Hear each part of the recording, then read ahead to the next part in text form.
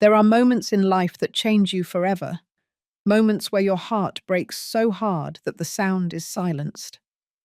For me, that moment came on a Sunday afternoon when I woke up from a nap and discovered that my own hair had been cut without my permission. My name is Patricia Riley. I'm 58 years old, and what I'm about to tell you is something I never imagined I would experience. That afternoon, the sun was streaming through my bedroom window. I had slept for barely an hour. I was tired. I had spent the morning preparing a classic turkey and mashed potatoes for Sunday family dinner, just as I always did.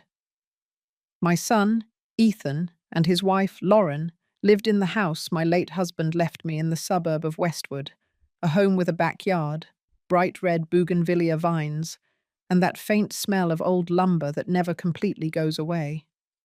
When I opened my eyes, I felt something strange, a different weight on my head. I ran my hands through my hair and it wasn't there. Well, it was there, but not like before. My long hair, which reached my waist and which I had cared for over more than 30 years, was short, very short, shoulder length, uneven, as if someone had taken scissors to it without any care at all. I jumped up. My heart was pounding so hard I thought I might faint. I ran to the bathroom mirror, and there it was. My hair, my beautiful hair that I brushed every morning with almond oil, was mutilated. I walked out of the bedroom, trembling. Ethan and Lauren were in the living room. She had a smile I still see when I close my eyes. What? What happened to my hair? I asked, my voice broken. Lauren crossed her arms and said, with that cold voice I already knew, "That's how you learn your place." I couldn't believe it. I looked at my son, my Ethan, the boy I carried in my arms, the one I comforted at night when he had nightmares, the one I held when his father died. "Mom, don't overreact," he said without getting up from the armchair. "You were too old to have your hair that long. It made you look out of date. Lauren just wanted to help you." Help me. That word cut through me like a knife. I swallowed my tears. I went back to my bedroom. I closed the door. And there, in front of the mirror, with my ruined hair falling in uneven clumps on my shoulders, I made a decision. But that comes later, because what I did 3 days later brought them to their knees in front of me, crying, begging for forgiveness. And I still wonder if I did the right thing. Has anyone you trusted ever done something to you that you never imagined? Tell me your story in the comments. I want to read it. Before I tell you what happened next, I need you to know me. I need you to understand who I was before that Sunday afternoon. My full name is Patricia Riley Mendoza. I was born in Philadelphia, into a family of textile merchants. My father owned a store that sold fine fabrics downtown. I grew up among rolls of silk, linen, and Egyptian cotton. I learned from childhood that quality things are cared for, respected, and preserved. When I was 23, I met Robert Mendoza at a wedding. He was a civil engineer, 10 years older than me. A serious, hard-working man of his word. We got married 6 months later.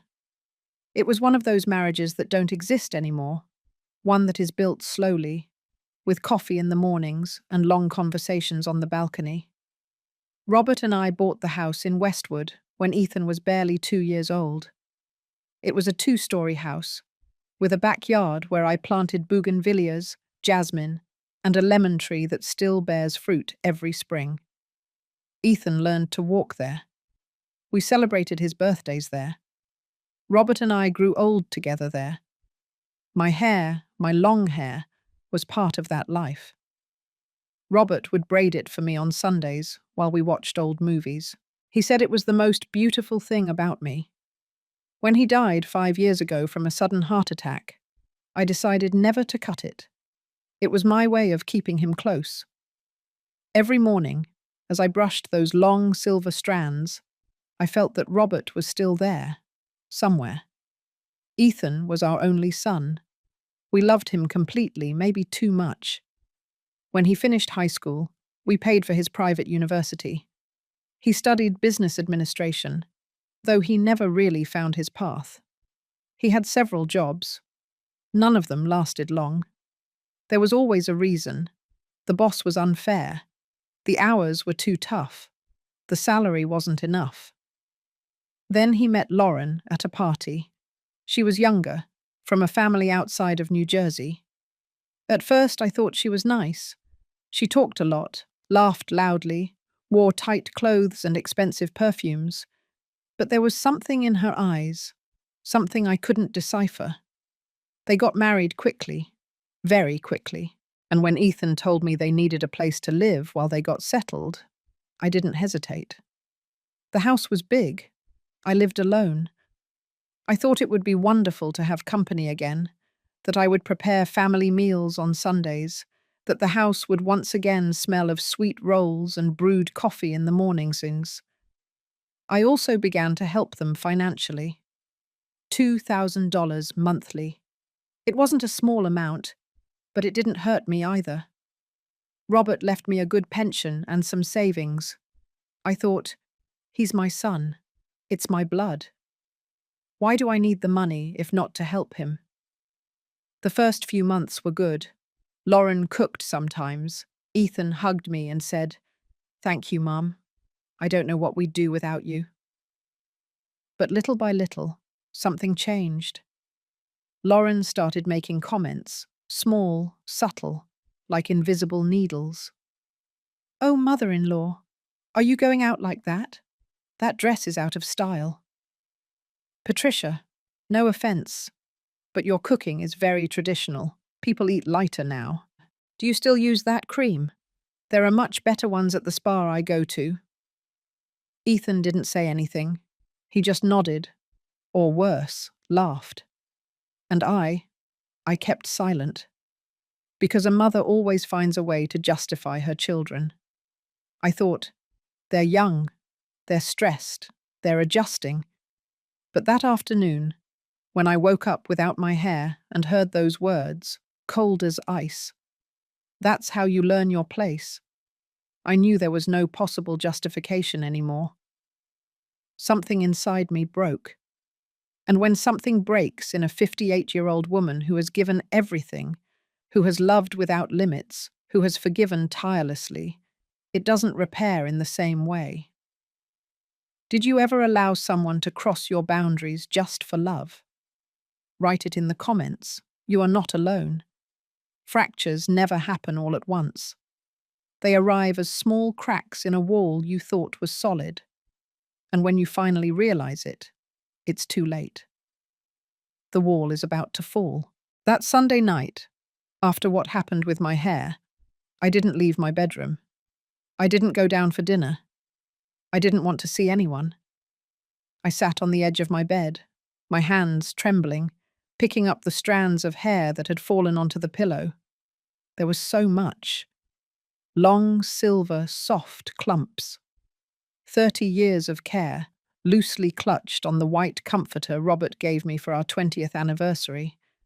I heard laughter downstairs. Laughter.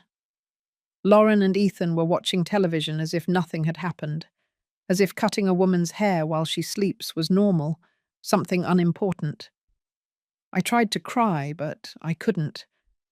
There was something stronger than tears. Something cold and dense was settling in my chest. I didn't know what it was yet, but I felt it growing. The next morning, Monday, I got up early. I looked in the mirror again.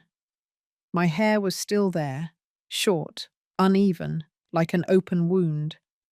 I tried to fix it with my hands, but there was no way. I would have to go to a salon. I would have to explain to someone what had happened. And that embarrassed me. How do you tell a stylist that your own daughter-in-law cut your hair while you were sleeping? How do you explain that your son did nothing to stop it? I walked down the stairs slowly. Lauren was in the kitchen, drinking coffee, looking at her cell phone. She was wearing a pink silk robe that I had never seen before. Surely expensive, surely bought with the money I gave them every month. "Morning, mother-in-law," she said without looking up. I didn't answer. I poured my coffee in silence. My hands were shaking so much that I spilled a little on the table. Lauren sighed. "Oh, Patricia, don't take it so personally. It was just hair. It'll grow back." Just hair. 30 years of memories, 30 years of Robert braiding it carefully, 30 years of identity. And to her, it was just hair. I wanted to say something. I wanted to scream that she had no right, that this was my house, that I was supporting them. But the words wouldn't come out. I stood there in front of the stove, feeling the coffee cool in my hands. Ethan came down half an hour later. He was freshly showered, wearing that cologne he always used and which I bought him every Christmas. He saw me and smiled. "Morning, Mum. Sleep well?" Sleep well. As if nothing, as if my life hadn't changed the day before. "Ethan," I said with the firmest voice I could manage, "I need to talk to you." He poured himself orange juice. He sat down at the table. "Tell me. What happened yesterday, what Lauren did, was not okay." Lauren looked up from her cell phone. Her eyes narrowed. "What wasn't okay, mother-in-law? Helping you look better? Getting rid of that outdated old lady look?" "You didn't ask my permission," I said, feeling my voice break. "You came into my bedroom while I was sleeping. You cut my hair without my consent. That's not helping, that's—" "That's what?" Lauren asked, standing up. "Violence? Abuse? Please, Patricia, don't exaggerate. I did you a favor. And if you can't see that, the problem is yours." I looked at Ethan. I waited for him to say something, to defend me, to say, "Lauren, my mum is right. What you did was wrong." But he didn't say any of that. "Mum," he said in a tired tone, "seriously, that's enough. It's over. Don't turn this into a drama. Lauren just wanted to help you. Besides, you were too old to have your hair that long. It was, I don't know, weird. Weird. My hair, my identity, my way of keeping Robert alive. It was weird." I felt something detach inside me, like when an old root lets go of the earth, and there's no way to plant it again. I didn't say anything else. I went upstairs. I grabbed my purse. I left the house. I walked to the avenue and took a cab. I asked the driver to take me to the hair salon, where I had been going for years. A small, discreet place, where Mrs. Martha always treated me with kindness. When I walked in, Martha saw me and her face changed. "Oh, Patricia, what happened?"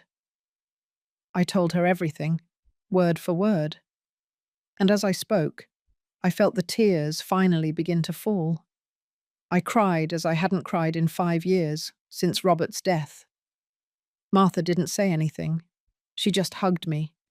Then she sat me down in the chair.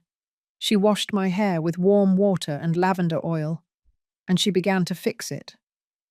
"We can't save everything," she said softly, "but I'm going to make it look the best I can." When she finished, I looked in the mirror. It wasn't me anymore. Or rather, it was a version of me I didn't know. The short hair, barely below my ears, made me look different, older, vulnerable, but also something else, something I didn't understand yet. "Thank you, Martha," I said. She squeezed my shoulder. "Patricia, listen to me closely. I've seen a lot in my life, and what they did to you is not normal. It's not love. It's control. And if you don't set boundaries now, they are going to keep taking pieces of you until there's nothing left." Her words stayed with me all the way back home. When I arrived, the living room was empty. I went up to my bedroom and locked the door. I sat on the bed. I took a manila envelope from my dresser where I kept important documents, deeds, bank papers, my will, and there, in silence, I began to read. The house was in my name, completely. Robert left it to me in the will. Ethan had no legal right to it. None. I also checked my bank statements, the $2,000 monthly I transferred to Ethan's account. 12 months a year, $24,000 total over the 2 years they had been living with me. I closed my eyes. I took a deep breath. And I made a decision. But I wouldn't act immediately. No, that would be emotional, impulsive. I wasn't like that. I had learned from Robert that important decisions are made with a cool head, with clarity, with strategy. I would wait 3 days. 3 days to make sure this wasn't just pain. 3 days to confirm that there was no turning back. 3 days to see if Ethan, my only son, the boy I had carried in my arms, would apologize, if he would show even a little remorse. But deep down, I already knew the answer. That night, during dinner, Lauren prepared pasta. She sat at the table as if she were the owner of the house. Ethan talked about a new business he wanted to start. He needed money, more money. I ate in silence. I watched them. I laughed when it was time to laugh. I nodded when it was time to nod. But inside, something had changed, and they didn't know it yet. As I tell all this, I think about where you might be listening to me. Type the name of your city in the comments. I want to know I'm not alone in this. The next 2 days were strange, like living in a play where everyone pretended that nothing had happened. I pretended everything was fine. Lauren pretended she had done me a favor. And Ethan pretended that his mother wasn't broken inside. On Tuesday morning, I woke up early as always. I prepared breakfast. Ranchero eggs, refried beans, freshly made tortillas. The smell filled the whole house. It was a smell that reminded me of my childhood, of mornings in Philadelphia, of when my mother taught me to cook on that clay griddle. Lauren came down at 10. She was wearing one of those designer pajamas they sell at luxury department stores.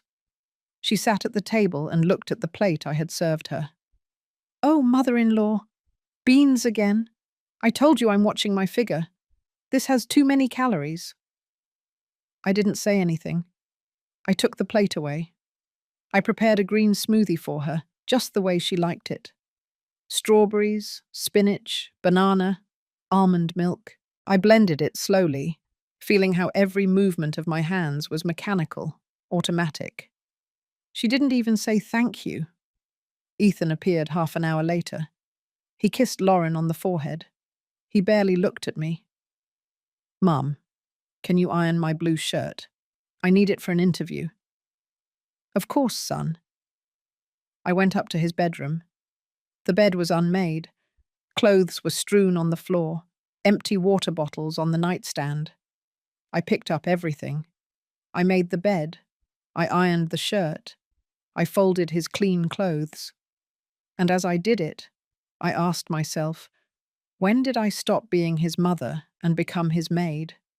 When did that happen? I didn't remember the exact moment. It had been gradual, so gradual that I didn't notice. First it was, "Mum, can you help me with this?" Then it was, "Mum, do this for me." And finally it was, "Mum, I need you to do this. Now." And I always said yes, because that's what mothers do, right? They sacrifice themselves, they disappear, they become shadows so their children can shine, or so I believed. That afternoon, while cleaning the living room, I found something under the sofa, a real estate magazine. It was marked with yellow marker on several pages. Condos in Manhattan, houses in Brooklyn, high prices, very high. There was a handwritten note in the margin. Lauren's handwriting. With the sale of the old lady's house, this is perfectly affordable. 3 bedrooms, terrace, gym. Ethan, what do you think? The old lady. That's what she called me.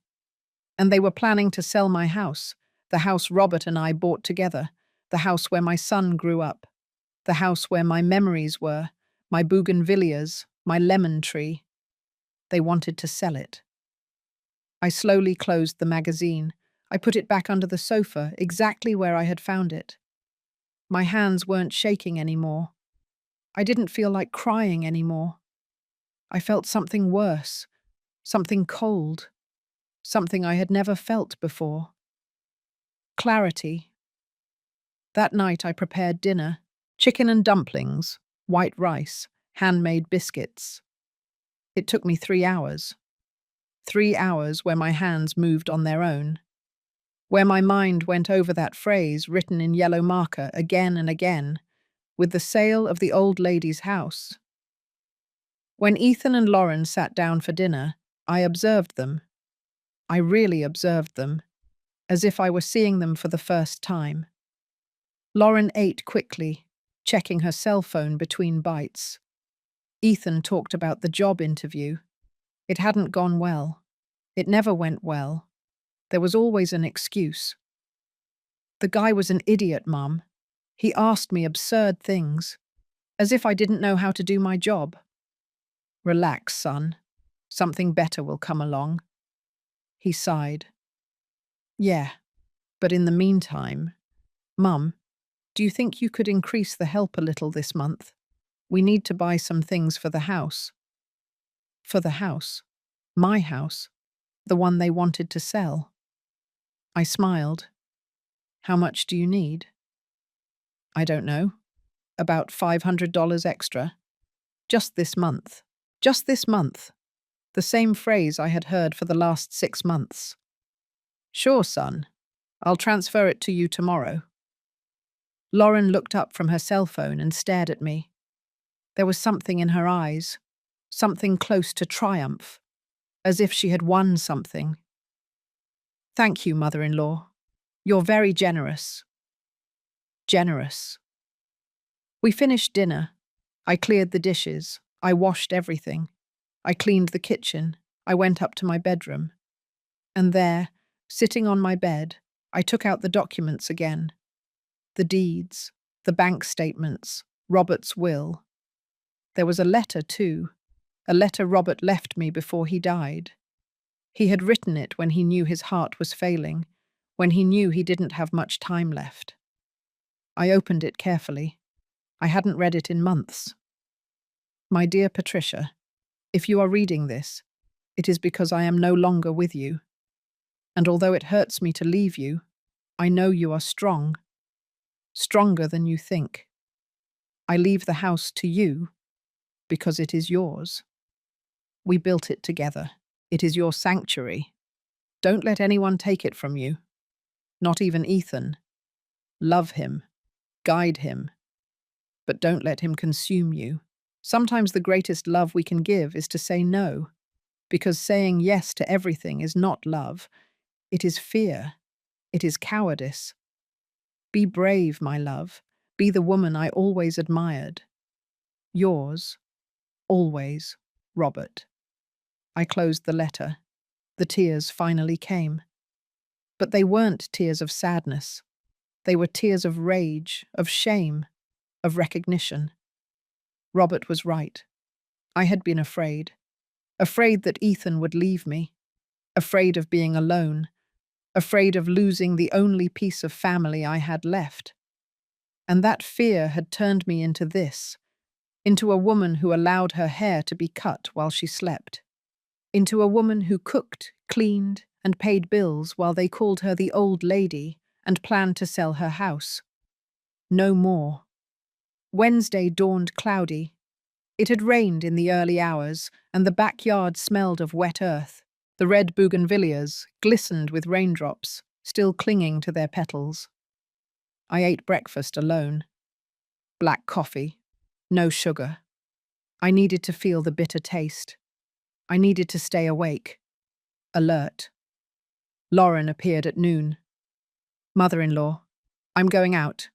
I'm going to the spa with some friends. Don't wait up for lunch. Have fun? Ethan left shortly after. Another interview. Another opportunity that probably wouldn't work out. I was alone in the house. And there, in the silence of my own living room, I picked up the phone. I dialed the number of my lawyer. Mr. Wallace, an older man who had worked with Robert for years. Mr. Wallace, it's Patricia Mendoza. Mrs. Patricia, how nice to hear from you. How are you? I need to see you tomorrow. It's urgent. Of course. What time works for you? 10 o'clock in the morning. And Mr. Wallace, I need you to prepare some documents. An eviction notice. And I want to cancel a recurring bank transfer. There was a silence on the other end of the line. Mrs. Patricia, are you sure? Completely sure. I hung up the phone. My hands weren't shaking anymore. My heart was beating steadily. Calm. Tomorrow would be Thursday, the third day, and that day would change everything. I still ask myself if I made the right decision. What about you? What would you have done in my place? Tell me in the comments. Thursday dawned with a clean sky. One of those blue New York skies that look freshly washed. I hadn't slept well. I spent the night tossing and turning, mentally going over every step I would take that day. I got up at 6 o'clock in the morning. I showered slowly. I chose my clothes carefully, a navy blue dress that Robert had given me for our last anniversary together, closed-toe shoes, a pearl necklace I inherited from my mother. I wanted to look dignified, firm, not like a defeated woman. I went down to the kitchen and made coffee, only for myself. I didn't make breakfast for anyone else. Lauren appeared at 9, yawning, her hair messy. Morning, mother-in-law. No breakfast? I didn't prepare anything today. I have to go out. She raised an eyebrow. Go out? Where to? Personal business. I didn't say anything more. I grabbed my purse, my keys, and left. The fresh air hit my face. I took a deep breath. I felt my lungs fill with new, clean oxygen, as if I had been breathing stale air for days without realizing it. I took a taxi to Mr. Wallace's office. It was in the Midtown area, in an old building that still had a cage elevator. I went up to the third floor. The secretary greeted me with a smile. Mrs. Mendoza, the attorney is waiting for you. I walked into the office. Mr. Wallace stood up. He was a man of almost 70, grey-haired, with thick glasses and an always kind expression. Mrs. Patricia, please come in. Have a seat. I sat down across from his dark wooden desk. There were papers piled everywhere, law books on the shelves, a photograph of his wife in a golden frame. Mr. Wallace, thank you for seeing me so quickly. For you, always. Besides, I must confess that your call worried me. You never ask for anything urgently. I took a deep breath. I need you to prepare 2 documents. The first is an eviction notice. I have 2 people living in my house without a lease agreement. I want them to leave. He picked up his pen. He began to write. Names? Ethan Mendoza Riley, my son, and Lauren Campus Mendoza, his wife. The pen stopped. The attorney looked up. Your son? Yes. There was a long silence. I could see him processing the information, trying to understand what had happened for a mother to reach this point. Mrs. Patricia, are you sure? A decision like that is complicated, emotionally complicated. I am sure. May I ask what happened? I told him everything. From the day I woke up without my hair to the magazine I found under the sofa. I told him about the $2,000 a month, about how I felt in my own house, about what they called me. about how they planned to sell it.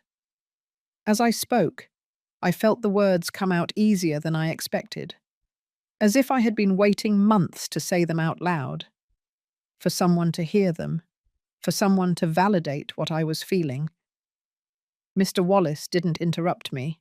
He listened to everything. When I finished, he took off his glasses and cleaned them with a handkerchief. "Mrs. Patricia, what you are telling me is serious, very serious, not just legally, morally. I know. The house is completely in your name. You have every right to ask them to leave. But there is a process. Legally, I must give them 30 days' notice. 30 days. Yes, that's the law. But I can prepare the document today. I will deliver it personally tomorrow if you wish." I nodded. "And the bank transfer?" "That's simpler. You can cancel it immediately. Today if you want. I just need you to sign an authorization, and I will take care of everything with the bank." He took out a document. I read it carefully. It was a cancellation of an automatic transfer. I signed without hesitation. "Done," I said. "Cancel it." He took the paper. He put it in a folder. "Mrs. Patricia, I must ask you something else. Do you have somewhere to stay if this gets complicated?" "It's my house, Mr. Wallace.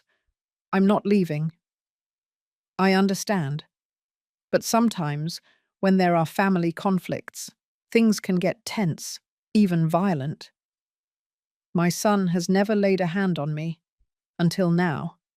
But when people lose money or privileges, they can change. I just want you to be prepared." His words struck a chord. Not because I thought Ethan was capable of physically hurting me, but because I realized I no longer knew what my son was capable of. I no longer knew him. "I have friends," I finally said. "If things get complicated, I can go away for a few days." "Perfect. Then tomorrow, Friday, I will deliver the eviction notice. Do you want me to go personally, or would you prefer I send someone?" "I prefer you go." "Very well. I will go at 11 o'clock in the morning. Will they be home?" "They are always home." I left the office with a strange feeling in my chest. It wasn't relief. It wasn't sadness. It was resolution, like cutting a dead branch from a tree so it doesn't infect the rest. I walked down Broadway. I passed coffee shops, bookstores, clothing stores. People came and went, everyone with their own lives, their own problems. And I was just one more woman walking through the city. But inside, something had changed. I entered a small coffee shop. I ordered an Americano and a piece of cornbread. I sat by the window. I watched the street, the trees, the old buildings with their colourful facades. And I thought about Robert, about how he would have handled this situation. Robert was firm, but fair, never cruel, never vengeful. But he also wouldn't let himself be trampled. Sometimes the greatest love we can give is to say no. I remembered his words from the letter. I took out my cell phone. I had 3 missed calls from Lauren, none from Ethan, not a single one from my own son. I didn't return the calls. I returned home at 4 o'clock in the afternoon. When I walked in, Lauren was in the living room watching television. She looked at me annoyed. "Where were you? I called you 1,000 times." "I had things to do." "What things?" "My things." She frowned. "You're really weird, mother-in-law. Is something wrong?" "No, nothing is wrong." I went up to my bedroom. I closed the door. I sat on the bed. Tomorrow. Tomorrow Mr. Wallace would arrive with the papers. Tomorrow Ethan and Lauren would know they had 30 days to leave. Tomorrow they would realize that the $2,000 transfer would no longer arrive. Tomorrow, the real conflict would begin. That night, during dinner, I acted as always. I prepared quesadillas, refried beans, green salsa. I served the plates. I sat at the table. Ethan talked about a new project, a business idea he had. He needed investment. He needed money. Mum, I've been thinking. If we sell this house and buy something smaller, we could use the difference to invest. I could start a business, something that finally works. Lauren nodded enthusiastically. Yes, mother-in-law. There are super nice condos in Manhattan. More modern, more practical. This house is too big for you alone anyway. For me alone, as if they didn't live here. We'll see, I said simply. We'll see? Lauren looked at me strangely. What is there to see? Ethan is right. This house is too much, and you don't need it. I took a sip of water. I looked at both of them. My son, the woman he had chosen, and I felt nothing, neither love nor hatred, just distance. We'll talk about it tomorrow, I said. And in my mind, I added, tomorrow you will know that none of this belongs to you. Not the house, not my money, not me. I went to sleep early. For the first time in days, I slept deeply, without nightmares, without tears, because I knew that what was coming was inevitable, and I was ready. Have you ever had to set a boundary so huge that it hurt your soul? Tell me about it. I need to know I'm not crazy for doing this. Friday dawned with a clear sky. I don't know if it was the sky, which had that golden tone you only see in October, or if it was me who had changed. But something in the air felt different, like before a storm, when everything is too quiet, and you know something big is coming. I got up at 6:30 in the morning. I took a long bath. I let the hot water fall on my back while I thought about everything that was about to happen. I dressed carefully again. Beige linen pants, a white cotton blouse, comfortable shoes. I wanted to look serene, in control. I went downstairs and made coffee. Only for myself.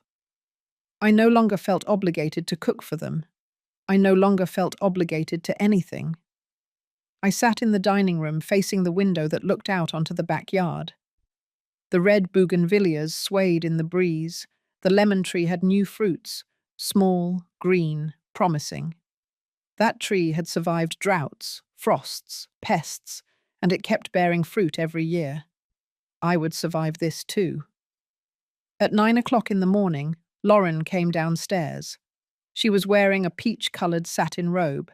Her hair was pulled up in a messy bun. Mascara was smudged under her eyes. Morning, mother-in-law. Is breakfast ready?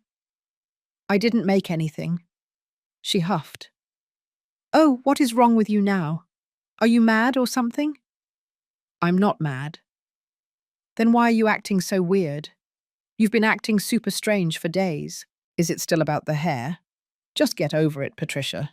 It was just hair. Just hair. That phrase again. I didn't respond. I drank my coffee in silence. She poured herself cereal straight from the box, without a bowl, standing in front of the refrigerator, as if this were her house, as if I didn't exist. Ethan appeared at 10. He was in sweatpants and a t-shirt. His hair was messy. He smelled of expensive cologne, the one I bought him every month. Morning, he said, yawning. Mum, can you make me some eggs? Not today, son. I have a visitor. A visitor? Who is coming? Mr. Wallace. Ethan frowned. Dad's lawyer?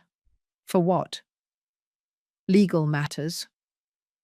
What legal matters? You'll know when he arrives. Lauren stopped chewing. She looked at me with suspicion. Legal matters? What are you talking about, Patricia? You'll find out in a little while. I got up from the table. I went up to my bedroom. I needed to be alone for a few minutes before the attorney arrived. I needed to mentally prepare myself for what was coming. I sat on the edge of my bed. I looked around. This room had been my refuge for 30 years. I had slept here with Robert. I had cried his death here. I had dreamed here. I had been cut here while I slept. I couldn't continue living like this. I couldn't continue to be invisible in my own house. At 11 o'clock sharp, the doorbell rang. I walked down the stairs slowly. Ethan and Lauren were in the living room, now looking curious, worried. I opened the door. Mr. Wallace was there, in his grey suit, with his leather briefcase and his serious expression. "Good morning, Mrs. Patricia." "Good morning, Mr. Wallace. Come in." He walked in. Ethan stood up. He extended his hand. "Mr. Wallace, how good to see you. How are you?" "Well, Ethan. Thank you." "What brings you here?" The attorney looked at me. I nodded. "I've come to deliver some documents. May we sit down?" Of course, Ethan said, confused. We all sat down in the living room. I was in the individual armchair. Ethan and Lauren on the large sofa. The attorney in the other armchair, with his briefcase on his lap. He took out 2 envelopes, one for Ethan, the other for Lauren. "These are for you," he said in a firm but kind voice. "They are official documents. I recommend you read them carefully." Ethan took the envelope. He opened it slowly. He took out the papers. He began to read. And I watched his face change. How it went from confusion to surprise, from surprise to shock, from shock to disbelief. "What is this?" he asked in a trembling voice. "An eviction notice?" Lauren snatched the paper from his hands. She read quickly. Her eyes widened. "You're kicking us out? You're kicking us out of your house?" "It's not your house," I said calmly. "It's my mum's house." "And yes," I said, "I'm asking you to leave." "What?" Lauren stood up. "This is crazy. You can't do this. We're family." "Family?" I repeated the word as if tasting it for the first time. Is family cutting someone's hair while they sleep? Is family calling me the old lady? Is family planning to sell my house without my permission? Lauren paled. "What are you talking about?" "I found the real estate magazine under the sofa, with your handwriting, with the sale of the old lady's house. Perfectly affordable. Does that ring a bell?" She opened her mouth. She closed it. She didn't say anything. Ethan was still seated, with the paper in his hands, reading and rereading, as if he couldn't believe what it said. Mum, this can't be serious. We're your family. I'm your son." "I know, Ethan. You are my son, and that's why it hurts so much to do this." "Then why? Why are you doing it?" His voice broke. "If the hair thing bothered you, Lauren can apologize. If she said something that offended you, we'll fix it. But this is too much." "Too much?" I stood up. "Do you know what's too much, Ethan? Too much is living in my house without paying rent. Too much is receiving $2,000 every month without working. Too much is treating me like I'm a maid. Too much is planning to sell my house behind my back." "We never planned to sell anything," Lauren yelled. "That magazine was just an idea, a conversation. It's not a crime." "You're right. It's not a crime. But it is a massive lack of respect. An enormous lack of respect." Mr. Wallace cleared his throat. "Allow me to explain the legal process. You have 30 days to vacate the property. After that period, if you have not left voluntarily, we will proceed with a judicial eviction. I must also inform you that the monthly bank transfer of $2,000 has been cancelled as of today." Lauren let out an incredulous laugh. "Cancelled? You're cancelling the money too. Patricia, do you realize what you're doing? You're leaving us homeless. No one is leaving you homeless. You have 30 days to find somewhere to live, and Ethan has hands. He can work. But what if he doesn't have a job? Lauren shrieked. How are we going to pay rent without money? That is not my problem, I said, and every word came out firm, clear. You are adults. You have to learn to support yourselves. Ethan looked at me as if I were a stranger, as if he couldn't recognize the woman standing in front of him. Who are you? He asked in a choked voice. My mum wouldn't do this. My mum always supported us. She was always there. What happened to you? That question cut through me. Because he was right. I had always been there. Always. But they had never been there for me. What happened to me? I repeated. I woke up.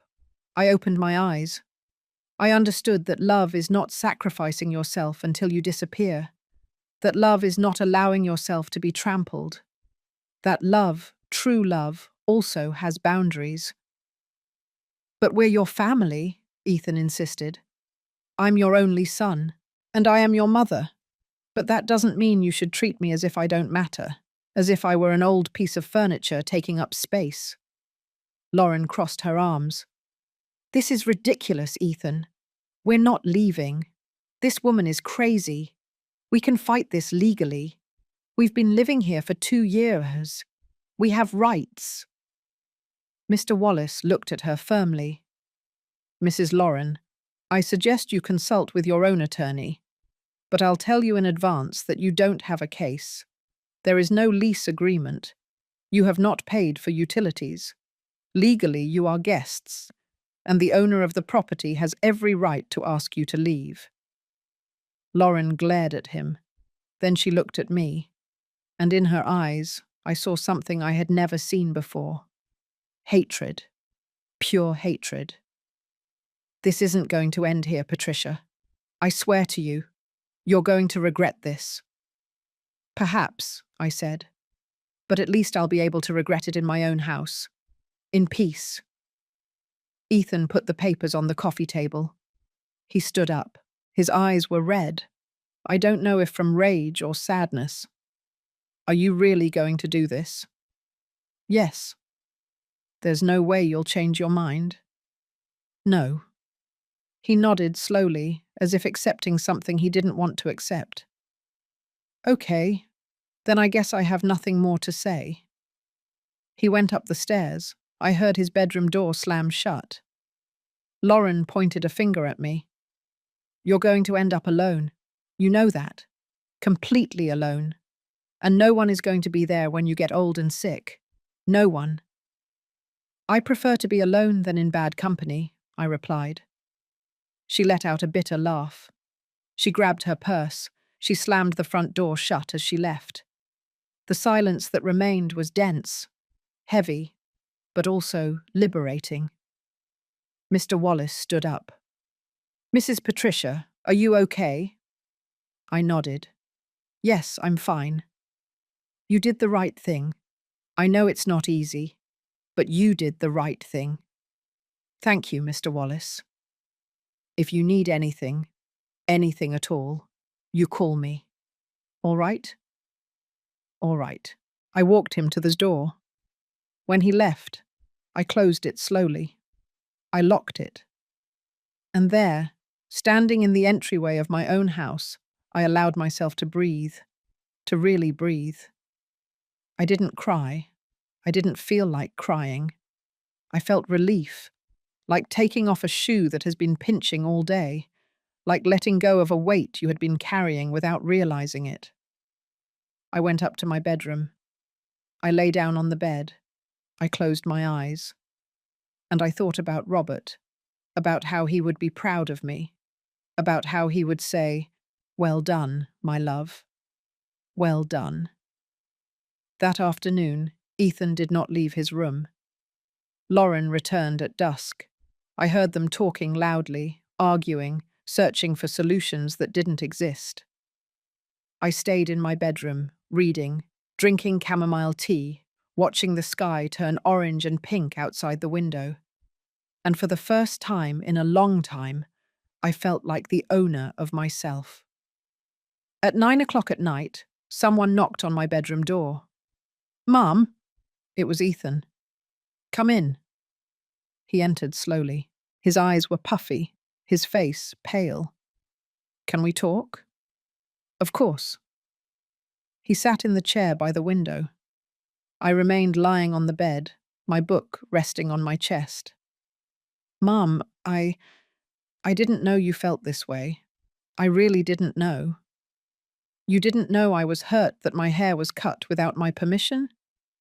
"Yes, well, that. But I thought you would get over it quickly.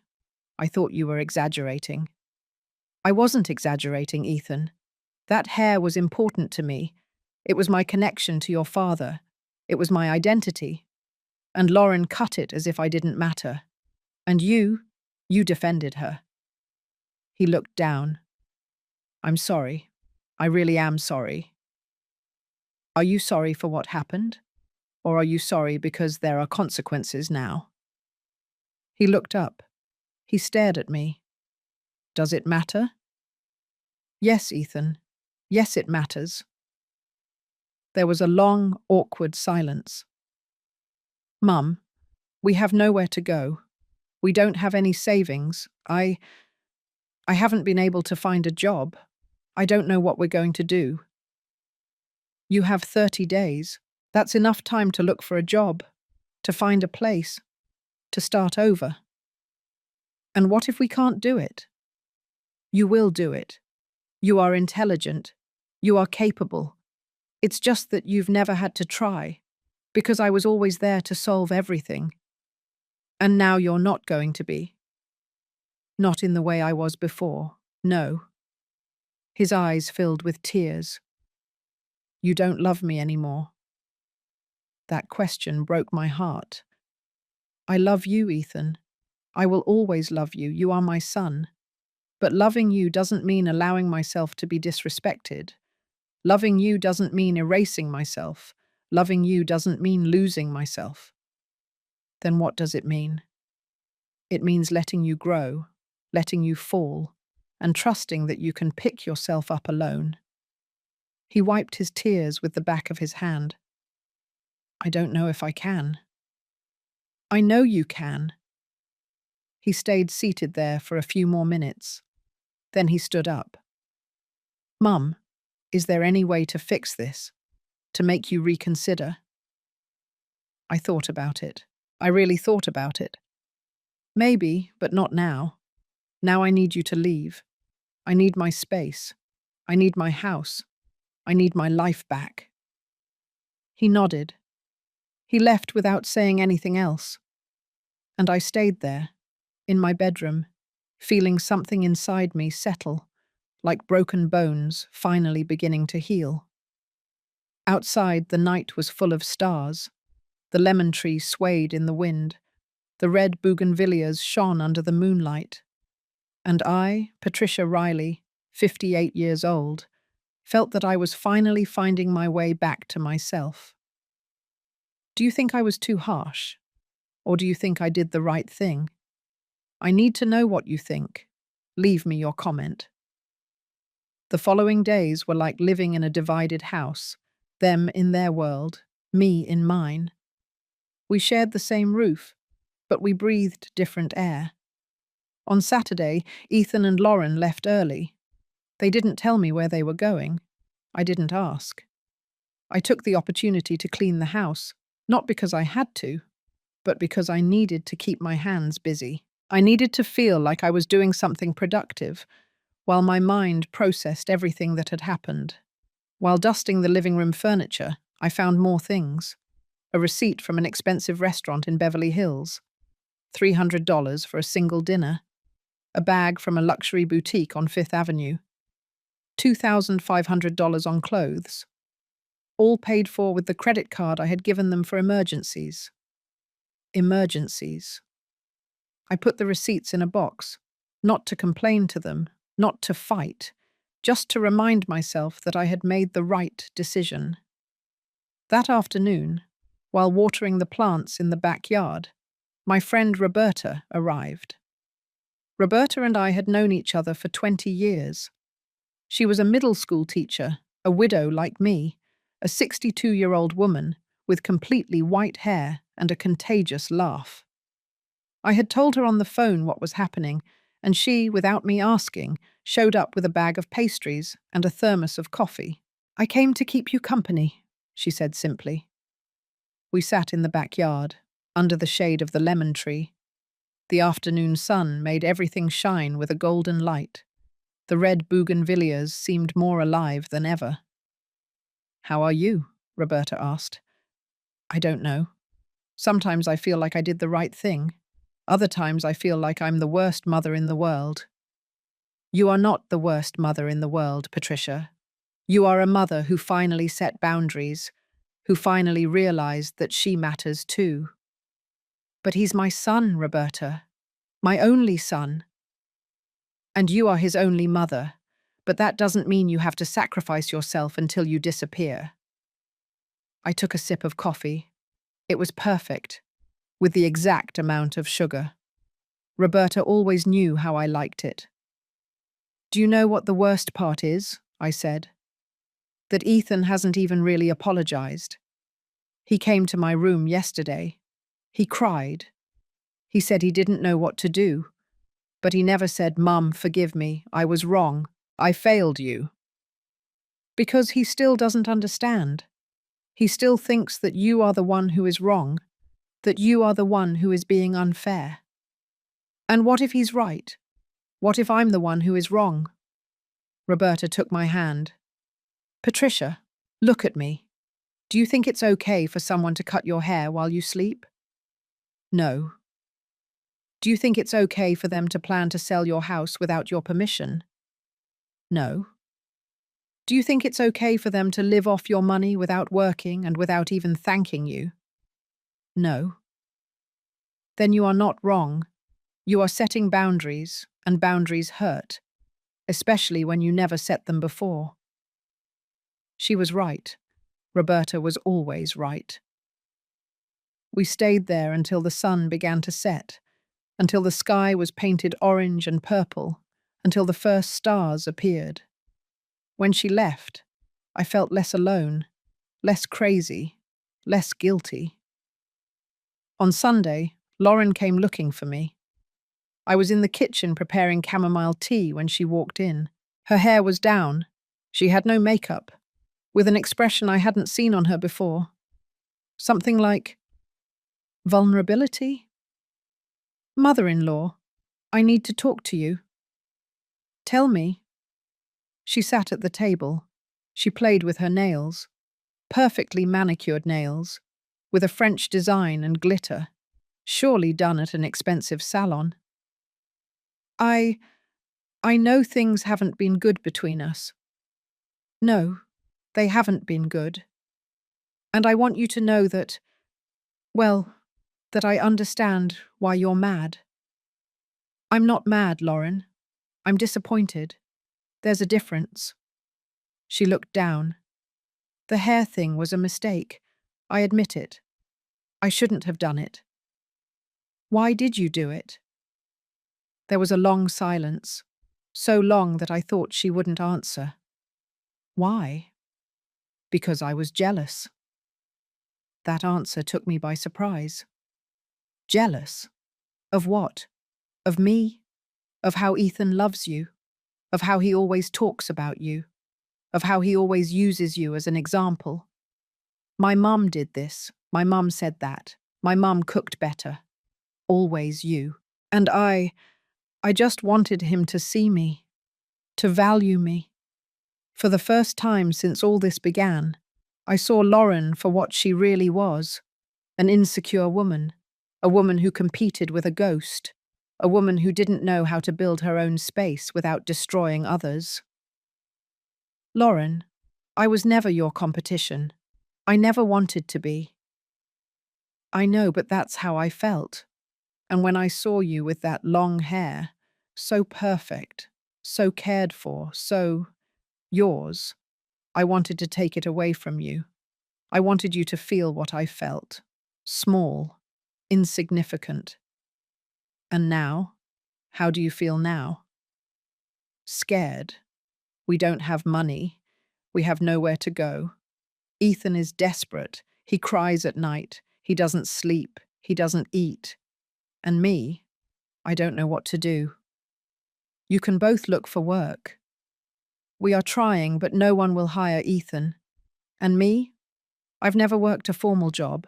I studied graphic design, but I never practiced. I always depended on my parents, then on Ethan, now on you. Then it's time for you to learn. It's time for both of you to learn. She looked up. Her eyes were red. Is there no way you can forgive us, give us another chance? I thought about it. I really thought about it. Perhaps, someday, but not now. Now I need you to leave. I need to reclaim my space, my life, my dignity. And what if we can't do it? What if we end up on the street? You won't end up on the street. You have family, friends, resources. You just have to stop expecting me to solve everything. Lauren nodded slowly, stood up. Before leaving, she stopped at the door. Mother-in-law, Patricia, I'm sorry, I really am sorry. I know, and I think it was true. I think she did feel it. But sometimes apologies arrive too late, when the damage is already done, when the trust is already broken. The following days passed in a tense calm. Ethan and Lauren began to pack, slowly, with resentment, with pain. I watched them from afar. I didn't offer help. I didn't offer advice. I just watched. One afternoon, while they were packing boxes in their room, Ethan came down to the living room where I was reading. Mum, we found an apartment in Queens. It's small, old, but it's what we can afford. I'm glad you found something. You're glad? His voice had a bitter tone. Are you really glad to see us like this, struggling, suffering? I'm not glad to see you suffer, Ethan, but I am glad to see you struggle, because it means you're growing, that you're learning. Learning what? To hate my own mother. Those words cut through me like knives. If that's what you feel, I can't change it. But I hope that someday you understand that what I'm doing is not out of hatred. It's out of love. Love? He let out a dry laugh. This doesn't look like love at all, Mum. True love is not always pleasing. It's not saying yes to everything. It's not allowing yourself to be trampled. True love is also saying no. It's setting boundaries. It's teaching by example. Well, your example is destroying me. He left without saying anything more, and I stayed there, with the book open in my hands, feeling the tears finally begin to fall. I cried. I cried like I hadn't cried in days, because it hurt. It hurt so much. It hurt to know that my son saw me as a villain. It hurt to know that he might never understand. It hurt to carry the guilt of a decision that I knew was right, but felt terrible. Roberta was right. Boundaries hurt, especially when you never set them before. On the Wednesday of the following week, a moving truck arrived, small, old, with two men who loaded the few things Ethan and Lauren had. I stayed in my bedroom. I didn't go down to say goodbye. I couldn't. I knew that if I saw Ethan loading his boxes onto the truck, if I saw him closing the door for the last time, I would break. And I couldn't break. Not yet. I heard voices, footsteps, the sound of boxes dragging, the engine of the truck starting, and then silence. I walked down the stairs slowly. The house was empty, completely empty.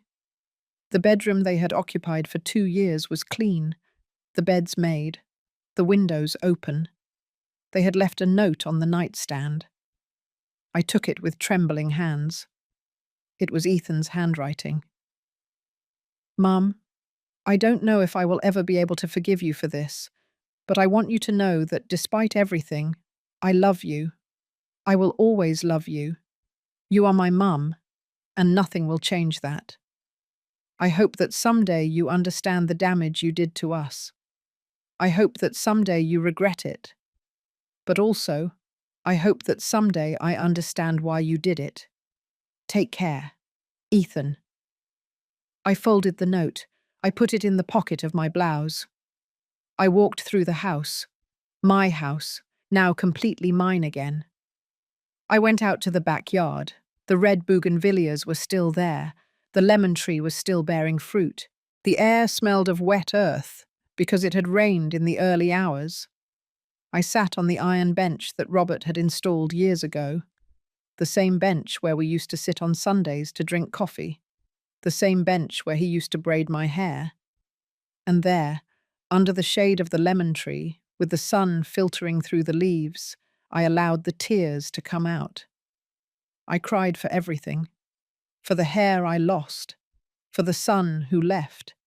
For the relationship that broke.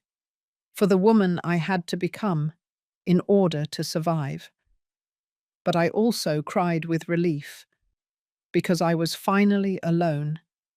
I finally had my house back. I finally could breathe without feeling like I was walking on eggshells. I didn't know if I had done the right thing. I didn't know if Ethan would ever forgive me. I didn't know if I would ever forgive myself. But I knew one thing with absolute certainty. I had recovered my dignity, and that was worth all the pain in the world. Do you think a mother can love her son and still let him go? Tell me, because I'm still asking myself. The first few weeks after they left were the hardest. Not because I missed the chaos, not because I missed the tension, but because the house, my house, felt too big, too silent, too full of absences. I would wake up at 6 o'clock in the morning, as always. But there was no one to cook for anymore. There was no one to serve anymore. There were no voices in the living room, no footsteps on the stairs, no doors slamming shut. Just me and my silence. The first few days I cried a lot. I cried while I prepared coffee just for myself. I cried while I watered the plants in the backyard. I cried while I folded my clean clothes, aware that I was only folding mine, not anyone else's. Roberta came to visit me 3 times a week. She brought food. She brought company. She brought that laugh of hers that filled empty spaces. "Have you heard anything from Ethan?" she always asked me. "No, nothing." "Have you called him?" "No." "Why not?" "Because I need to give him space. I need him to process this in his own way. I need him to decide for himself if he wants to talk to me again." Roberta nodded. She didn't insist. She just squeezed my hand and served me more tea. One afternoon, while cleaning the closet of the bedroom that had been Ethan's, I found things they had left behind. A box with old photographs. Ethan as a baby. Ethan at his first communion. Ethan at his high school graduation. Robert holding him when he was 3 years old. I sat on the floor, surrounded by memories, and I asked myself, at what moment did everything go wrong? At what moment did the child who was laughing in these photographs turn into the man who looked at me with resentment? Perhaps it was gradual. Perhaps it was my fault. Perhaps I spoiled him too much. Perhaps I gave him everything without teaching him to value anything. Or perhaps that's just how things are sometimes. Children grow up, they leave, and sometimes when they come back, they are not the same, and neither are you. I put the photographs away. I put them in a box marked with his name. Someday I would give them to him, when he was ready, when I was ready. But not that day. Weeks passed. October turned into November. The mornings were colder. The lemon tree began to lose some leaves. The bougainvilleas continued to bloom, stubborn, beautiful, resilient. I began to create a new routine. I got up early. I did yoga in the backyard as the sun rose. I prepared breakfasts just for myself. I read. I painted watercolors, something I had abandoned years ago. I visited museums. I went to coffee shops alone and enjoyed my own silence. Slowly, very slowly, I began to feel whole again, as if I had been broken for so long that I no longer remembered what it felt like to be complete. One Saturday morning, while having coffee in the backyard, my phone rang. It was an unknown number. I hesitated. I almost didn't answer, but something made me respond. Hello? Mrs. Patricia Mendoza? Yes, that's me. Good morning. I'm calling from the city hospital. We have a patient who has you listed as an emergency contact. Ethan Mendoza Riley. My heart stopped. What happened? Is he okay? He suffered a car accident. Nothing serious, but he has some bruises and a fractured arm. He's stable. He's asking for you to come. I'm on my way. I'm coming right now. I hung up. I grabbed my purse, my keys. I ran out. The road to the hospital was endless. Saturday morning traffic was dense. My mind didn't stop creating scenarios. What if it was more serious than they said? What if he was alone? What if he needed surgery? When I arrived at the hospital, I ran to the emergency room. I gave his name. They took me to a waiting room, and there, after 20 minutes that felt like hours, a nurse called me. You can go in. Room 4. I walked in slowly, and there he was, Ethan, in a hospital bed, his right arm in a cast, a large bruise on his forehead, his eyes closed. Ethan, I whispered. He opened his eyes. He saw me, and he began to cry. Mum. I ran to him. I hugged him, carefully so as not to hurt his arm. And I cried with him. I cried like I hadn't cried in weeks. I cried with relief, with fear, with love. I'm here, my love. I'm here. Forgive me, Mum. Forgive me for everything, for how I treated you, for what I did to you, for... Shh. Let's not talk about that now. All that matters now is that you're okay. We stayed like that, hugging, crying, healing something that had broken. After a while, I sat in the chair next to his bed. He told me what had happened. He was driving to a job interview. A car ran a stop sign. It hit him on the passenger side. It wasn't serious, but the impact was hard. And Lauren? I asked. She left. What do you mean she left? 2 weeks ago. She left me. She said she couldn't continue living like this, without money, in that horrible apartment, with me being a failure. Ethan, you're right, Mum. I am a failure. I haven't been able to get a job. I haven't been able to pay the rent. I ran out of money, without food, without anything. Why didn't you call me? Because I had pride, because I was angry, because I thought I could do it alone. And now? Now I know I can't, not without help. And all I want is to ask for your forgiveness. And if you give me another chance, I swear I'm going to change.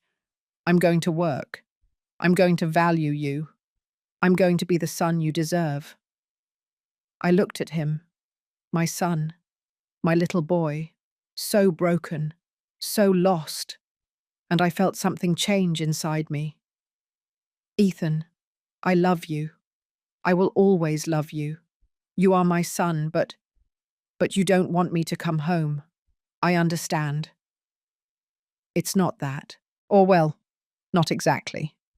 It's that I need you to understand something. What happened wasn't just your fault. It was my fault too. I gave you everything without teaching you to value anything.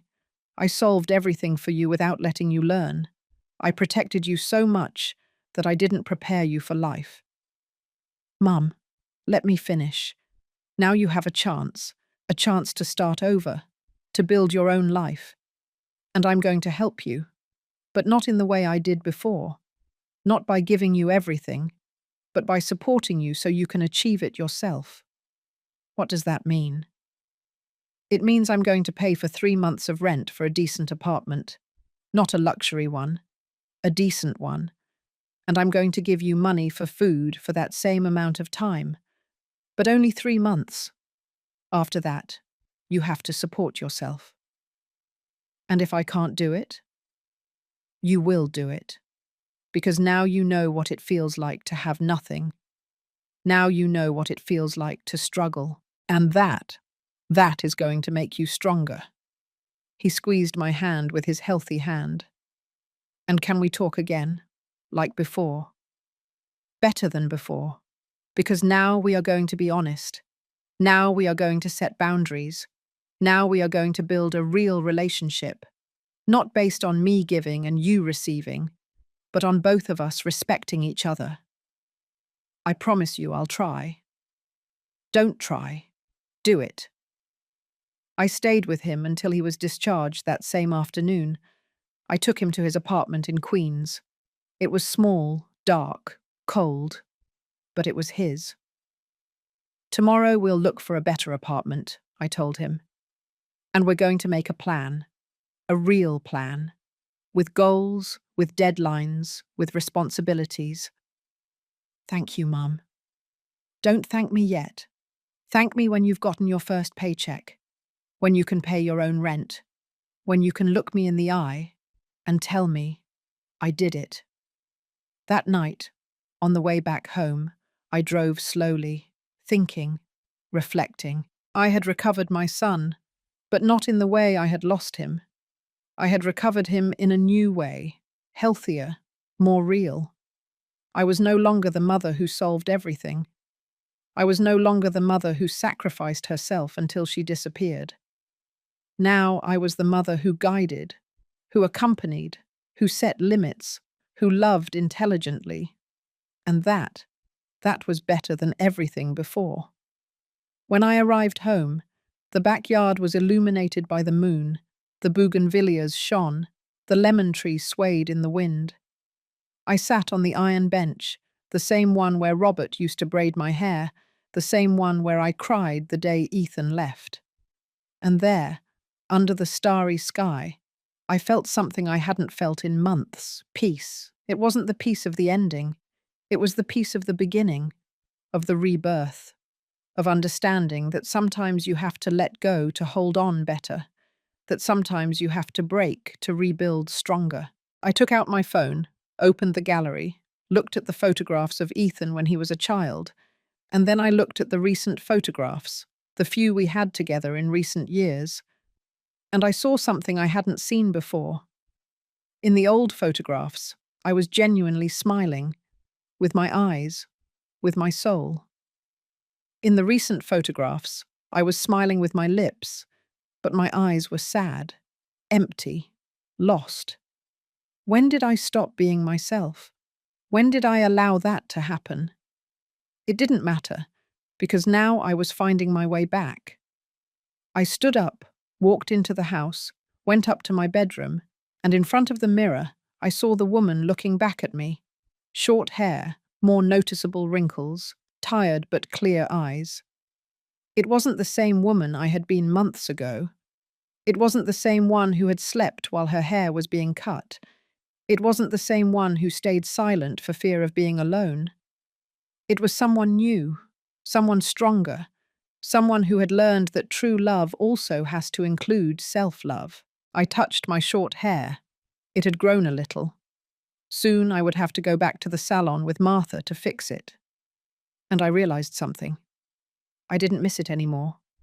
The long hair, that identity I had carried for 30 years, I no longer needed it, because I had found a new identity, one that didn't depend on my appearance, or my son, or being a wife, or being a sacrificing mother, an identity that only depended on me, on who I chose to be every day. I smiled at my reflection, and for the first time in a long time, it was a real smile. "Well done, Patricia," I said out loud. "Well done." That night I slept deeply, without nightmares, without guilt, without fear, because I knew that the worst was over, and that the best was just beginning. Have you ever had to lose something to find yourself? Tell me your story, because we all need to know that we are not alone on this journey. 3 months passed. 3 months in which I kept my word. I paid Ethan's rent for a small but clean apartment in the suburb of Linda Vista. I gave him money for food, for transportation, for the basics, but nothing more. And something extraordinary began to happen. Ethan got a job. It wasn't his dream job.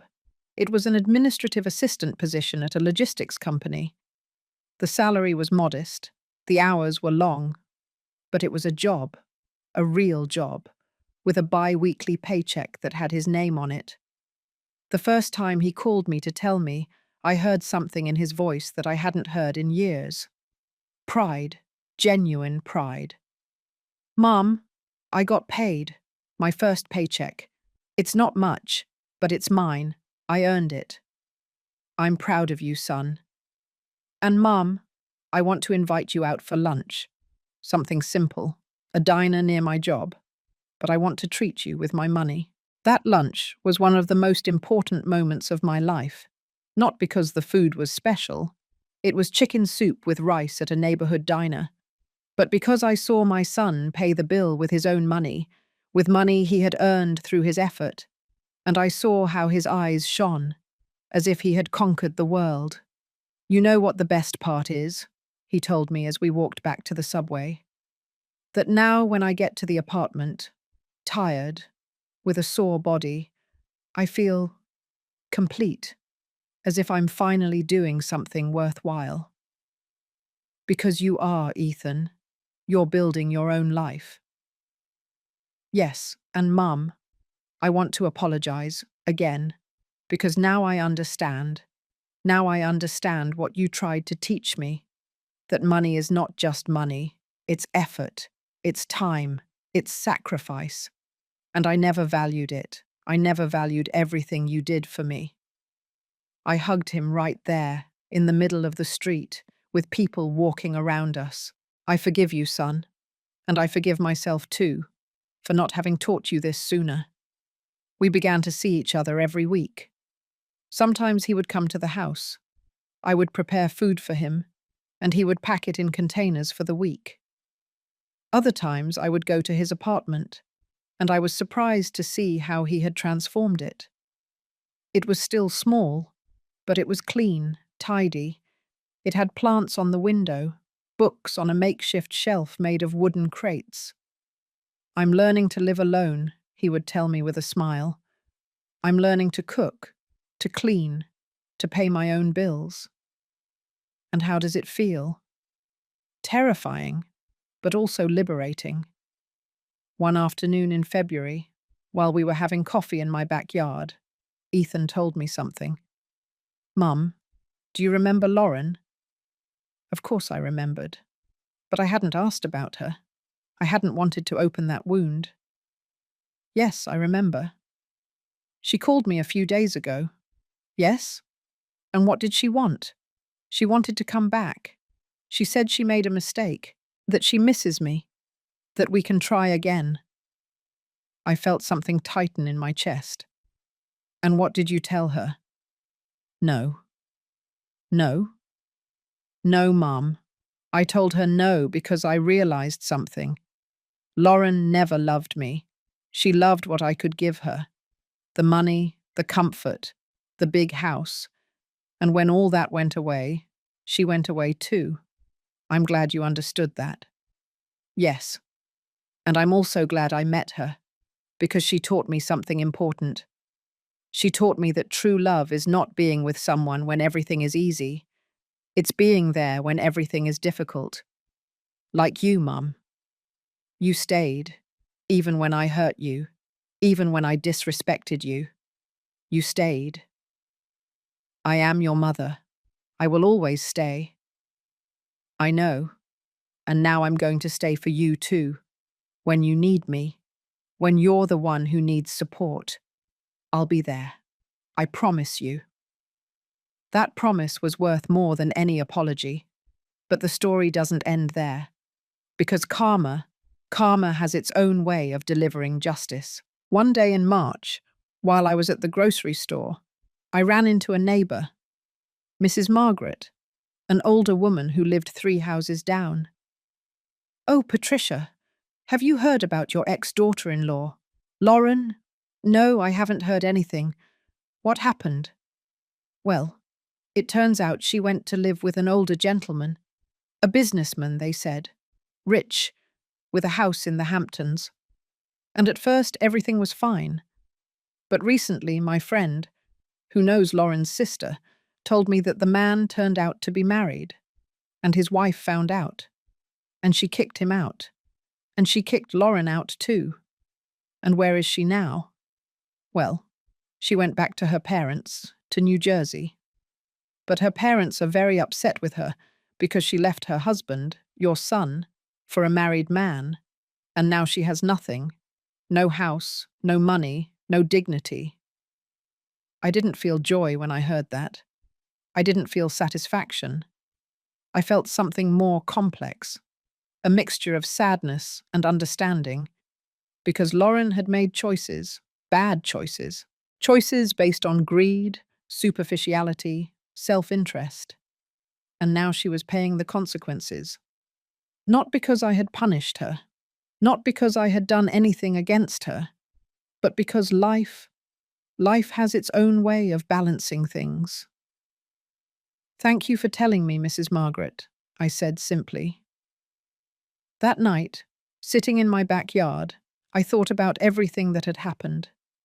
About how Lauren, who had cut my hair to make me feel small, was now living with her parents, without autonomy, without freedom. About how Ethan, who had defended Lauren and disrespected me, was now working hard and valuing every dollar he earned.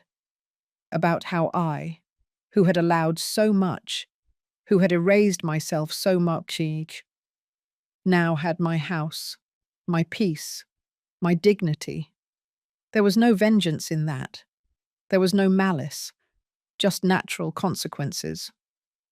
When I told Ethan what had happened with Lauren, I expected him to be sad, to want to help her. But it wasn't like that. Honestly, Mum, I'm not surprised. Lauren always looked for the easy way out. She always wanted someone else to solve her life. And when that person couldn't give her what she wanted, she looked for another. But she reached a point where there was no one else, where she had to face herself, and she didn't like what she saw. You don't feel like helping her? No. It sounds cruel, but no. Lauren has to learn, just like I had to learn. And if someone solves everything for her now, she will never understand. My son had grown. He had truly grown. The following months were about rebuilding. Ethan got a promotion at his job, small but significant. He started saving. He would tell me excitedly every time he managed to save a little more. "Mum, I've saved enough for 2 months of rent. 2 full months. If something happens, if I lose my job, I have a cushion. I'm very happy for you, son. And Mum, I'm thinking of going back to school. There's an online master's degree in administration. It's expensive, but I can pay for it little by little with my salary. Do you want me to help you?" "No, thank you, but no. I want to do it myself, because if I do it myself, it will mean more. It will truly be mine." That son, that hard-working, responsible, aware man, that was the son who was always there, waiting to be discovered, waiting to be liberated from the comfortable prison I had built for him myself. And I was changing too. I resumed my painting classes. I met other women in similar situations, women who had had to set boundaries, who had had to choose themselves after years of self-erasure. One of them, Alice, told me something I will never forget. "Patricia, do you know the difference between sacrifice and martyrdom?" "No." "Sacrifice is giving something with love, knowing it's your choice. Martyrdom is giving everything, expecting to be recognized for it, to be thanked for it, to be repaid for it. You are being a martyr. Now you are learning to love for real." She was right. For years I had sacrificed myself, yes, but expecting something in return, expecting Ethan to see me, value me, put me on a pedestal. And when he didn't, I felt betrayed. Now I was learning to give without expecting, to love unconditionally, but also to love with boundaries, because love without boundaries is not love, it's codependency. One Saturday in April, Ethan invited me to his apartment for dinner. He had cooked himself, pasta with homemade tomato sauce. It wasn't perfect. It was a little salty, but it was made with love, with effort, with pride. "Mum, there's something I want to give you." He took out an envelope. Inside were bills, $100. "What is this?" "It's for you. I know it's not much. I know you gave me much more. But it's what I can give you now. And I want to give it to you because I want you to know that I'm learning, that I'm growing, that someday I'll be able to pay back everything you did for me." Tears ran down my cheeks. "Ethan, you don't have to pay me back anything." "Yes, I do, Mum. I have to pay you back for the peace of mind I took away, the respect I didn't give you, the dignity I trampled on. And this," he held up the envelope, "is just the beginning." I took the money, not because I needed it, but because rejecting it would have been taking away the gift he was giving me, the gift of his growth, of his change, of his renewed love. That night, on the way back home, I passed the street where Lauren and Ethan used to live. The building was still there, old, worn, and I thought about how she had chosen to leave, how she had chosen money over love, comfort over loyalty. And now she was alone, without money, without a home, without dignity. Not because I had cursed her, not because I had done anything against her, but because the universe has a very particular way of returning what we give. Lauren gave contempt. She received contempt. She gave betrayal. She received betrayal. She gave selfishness. She received solitude. And I gave boundaries. I gave self-respect. I gave love with intelligence. And I received my son back, not the dependent and resentful son, but a hard-working, grateful, conscious son. I received my house back, not just the physical space, but the emotional space, the peace, the tranquility. I received my life back, my identity, my dignity, my future. That night, sitting in my backyard, with the lemon tree full of ripe fruit and the bougainvilleas redder than ever, I thought about Robert, about how proud he would be of me, of how I had found the strength that was always there, but that I had forgotten I had. "I did it, my love," I said to the wind. "I did it. It was painful. It was terrible. But I did it. And it was worth it." The wind moved the leaves of the lemon tree, and for a moment, just for a moment, I felt as if Robert were there, approving, smiling, proud. I closed my eyes, took a deep breath, and knew with absolute certainty that everything, absolutely everything, had been worth it. Because justice doesn't always come in the way we expect it. It's not always dramatic. It's not always immediate. Sometimes justice is simply life teaching you what you need to learn. Sometimes it's karma giving you back exactly what you gave. And sometimes Sometimes it's the silence after the storm, the peace after the chaos, the dignity recovered after having lost it. That was enough, more than enough. It was perfect. Have you seen how karma does its work without you having to do anything? Tell me your story. Because sometimes all we need is time and confidence that life knows what it's doing.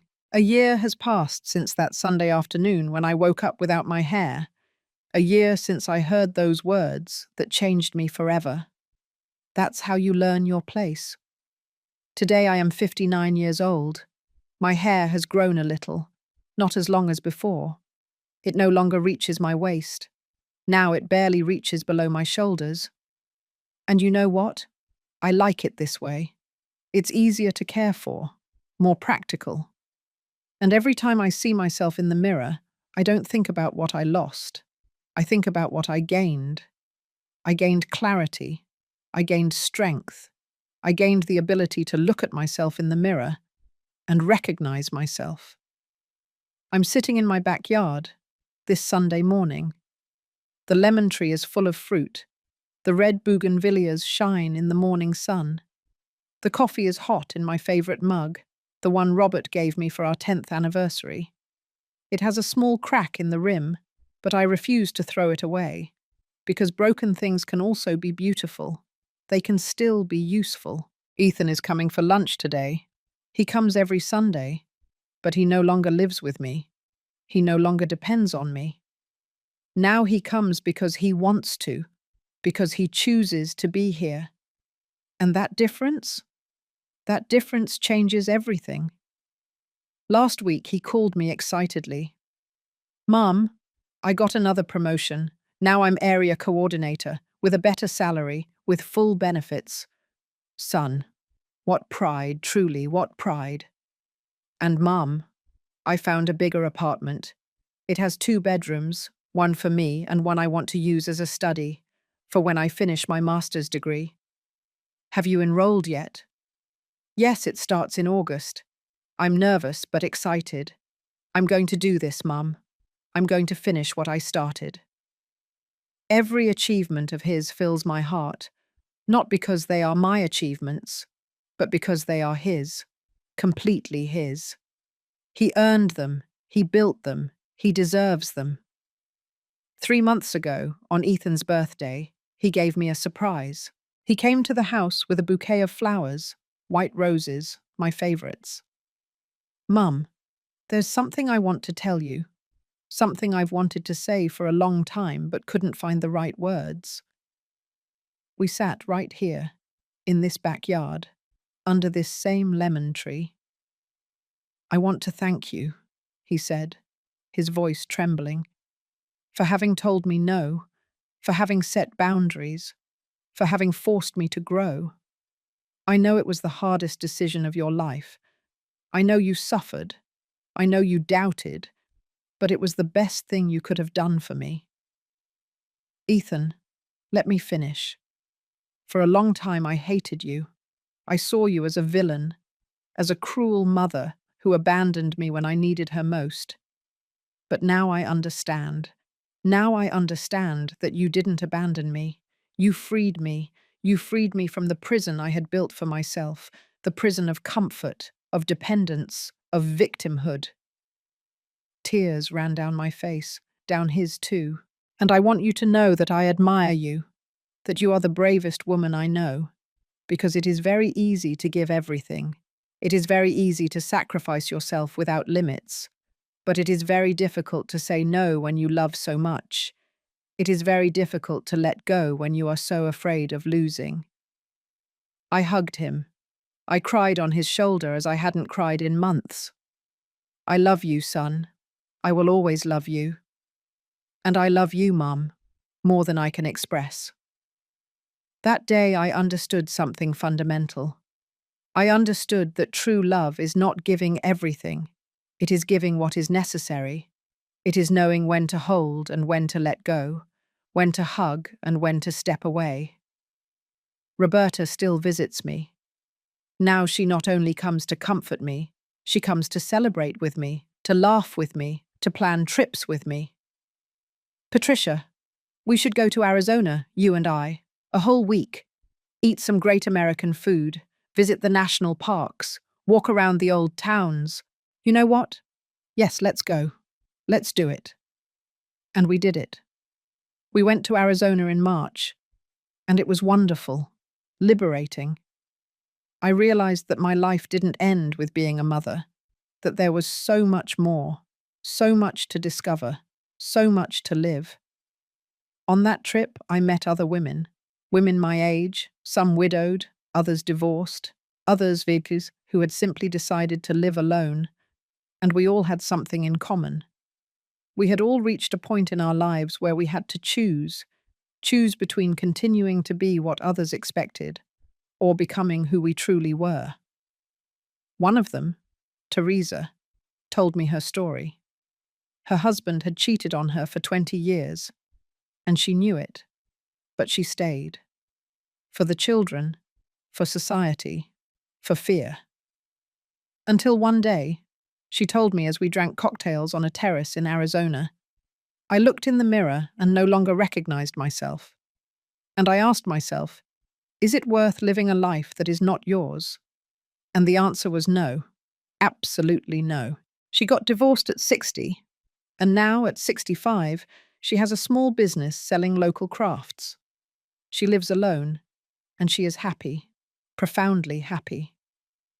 I don't regret staying so long, she told me, because I wasn't ready before, but I would regret having stayed longer, because there came a moment when I was ready, and not acting would have been betraying myself. Those words resonated in me for days, because I was ready too, and I acted, and although it was painful, although there were nights of doubt and tears, I do not regret it. 2 weeks ago, Martha, my stylist, asked me something while she was styling my hair. Patricia, did you ever think about letting it grow out again, like before? I thought about it. I really thought about it. No, I answered. This hair is mine. It is part of who I am now, and I like who I am now. She smiled. I'm glad to hear you say that, because when you first came in after what happened and I saw a broken woman, and now I see a complete woman. That word, complete, yes, that's how I feel. Complete. Not because I have everything, but because I have the essential thing. I have myself. This morning, while preparing lunch for Ethan, I thought about Lauren, not with rancor, not with sadness, just with neutrality. I heard recently from Mrs. Margaret that Lauren got a job in a department store as a sales associate. It's not much, but it's something. It's a beginning. And I'm glad. I'm truly glad, because no one deserves to be trapped in their mistakes forever. We all deserve a chance to change, to grow, to learn. Perhaps someday Lauren will understand what I understood, that life is not about what you can get from others. It's about what you can build for yourself. And perhaps someday, when she is ready, when she has learned her lessons, she can look back and be grateful. Grateful even for the falls, because the falls teach us how to get up. The doorbell rings. It's Ethan. He arrives early, as he always does now, because he learned to value time, not to take it for granted. I open the door. He brings flowers again, and a bag with pastries from an artisanal bakery. Hi, Mum. It smells delicious. What did you cook? Turkey and mashed potatoes. The best in the world. We go in together. He sets the table while I serve the food. And there is something beautiful in this simplicity, in this new routine, in this relationship rebuilt from stronger foundations. During the meal, he tells me about his job, about his colleagues, about his future plans. And I listen to him. I really listen to him, without interrupting, without advising unless he asks me to, without trying to solve his problems, because that is no longer my role. My role now is to accompany, to be present, to celebrate his achievements and to comfort him in his falls, but not to live his life for him. "Mum," he says suddenly, "there's something I want to ask you. Tell me, are you happy?" The question takes me by surprise. No one had asked me that in a long time, maybe never. "Yes," I answer, and I feel the truth of that word in my whole body. "Yes, I am happy. I'm glad. I'm truly glad. Because you deserve to be, after all you gave, after all you endured. You deserve to be happy. You too, son. You also deserve to be happy." "I am, Mum. For the first time in my life, I am. I have a job. I have my own place. I have goals. I have an honest relationship with you. I have my life. And that's more than I ever thought I would have." After eating, we sit in the backyard. We drink coffee. We watch as the sun begins to set, as the sky is painted orange and pink. "Mum, there's something else I want to tell you. Yes, I met someone. A woman. Her name is Andrea. She's an accountant, hardworking, independent. And she's different. Very different from Lauren. Completely. Yes, she's different from Lauren. She doesn't want me to support her. She doesn't want me to solve her life. She just wants companionship, mutual support, to build something together." "I'm glad, Ethan. I'm very glad. I want you to meet her, but not yet. I want to make sure first that it's real, that I'm not falling into the same mistakes. Take your time, and when you're ready, I'll gladly meet her." He stays until nightfall, then says goodbye, hugs me tightly like when he was a child. "Thank you, Mum, for everything. Thank you, son, for giving me this opportunity, for allowing me to be your mother again, but in a better way." When he leaves, I close the door slowly. I walk through the house, my house, silent, calm, full of me. And I don't feel alone. I don't feel empty. I feel at peace. I go up to my bedroom, open the drawer where I keep important things, take out the letter Robert left me. I read it again, as I have done so many times this year. Sometimes the greatest love we can give is to say no. I smile, because I finally understand those words with all their weight, with all their truth. I put the letter away, but now I take out something else. A new notebook, empty, waiting to be filled, and I start to write. "Dear woman who is reading this, if my story reached you, it is probably because you needed to hear it, because you probably also erased yourself. You sacrificed yourself until you disappeared. You allowed yourself to be disrespected for fear of being alone. I want you to know something that took me 58 years to learn. Your worth does not depend on how much you give. It does not depend on how much you sacrifice. It does not depend on how much you endure. Your worth exists simply because you exist, because you are human, because you deserve respect, dignity, love, and true love never asks you to disappear. True love celebrates you, respects you, includes you. If someone in your life makes you feel small, insignificant, invisible, it is not love, it is control, it is abuse, it is manipulation, and it is okay to say no. It is okay to set boundaries. It is okay to choose yourself. You will not be a bad mother for setting boundaries with your children. You will be a wise mother who teaches them that respect is mutual. You will not be a bad wife for demanding dignity. You will be a woman who knows her worth. You will not be a bad daughter for prioritizing your well-being. You will be a woman who understands that you cannot give from emptiness. And if you are afraid, that's okay. Fear is part of the process. But don't let fear paralyze you. Don't let fear steal years of your life that you will never recover. Because in the end, when you look back, you will not regret the times you chose yourself. You will regret the times you didn't. This is my story, my truth, my lesson, and if it helps even just one woman to open her eyes, to find her strength, to recover her dignity, it will have been worth it. Every tear, every moment of doubt, every sleepless night, everything will have been worth it. With love, Patricia Riley Mendoza, 59 years old, widow, mother, and finally myself. I close the notebook. I put it on my nightstand. Tomorrow I will continue writing it. I will continue telling my story, not to judge, not to give lessons from a pedestal, but to share, to accompany, so that other women know that they are not alone. I lie down in my bed, turn off the light, close my eyes, and for the first time in over a year, I don't think about the hair I lost. I don't think about the days of pain. I don't think about the confrontation or the tears. I think about the lemon tree that continues to bear fruit, about the bougainvilleas that bloom every spring, about the morning coffee, about Ethan's visits, about the trips with Roberta, about Robert's words, about the woman I see in the mirror, and I smile, because I learned my place, but not in the way Lauren wanted to teach me. I learned that my place is not beneath anyone.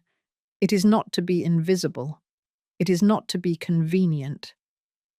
My place is here, in my house, in my life, in my own skin.